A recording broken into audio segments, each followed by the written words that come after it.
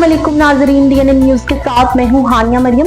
अब रुक करते हैं हेडलाइंस की तरफ। खबर शामिल करते हैं लाहौर से। मलिक इफ्तिखार अवान की रिपोर्ट के मुताबिक लाहौर चैम्बर ऑफ कॉमर्स में एक शानदार और यादगार तकरीब का इनेकाद किया गया, जिसमें सदर चैम्बर्स अबूजद साहिब और वाइस प्रेसिडेंट शाहिद नज़ीर साहिब ने सन्नत व तजारत पंजाब के नए कोऑर्डिनेटर नदीम पहलवान को इस अहम ओहदे पर तैनात होने पर दिल की गहराइयों से मुबारकबाद दी।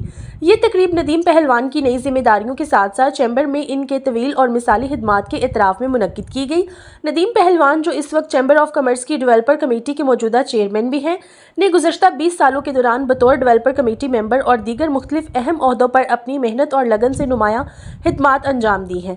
इस मौका पर चैम्बर की जानिब से इन्हें खसूसी शील्ड भी पेश की गई, जिस पर हाज़रीन ने भरपूर दाद दी और इनकी काविशों को सराहा।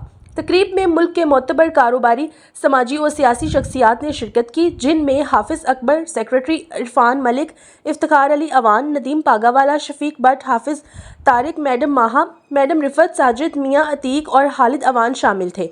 तमाम शुरका ने पार्टी की नुमाइंदगी करते हुए नदीम पहलवान को नेक ख्वाहिशात और कामयाबी के पैगामात पेश किए।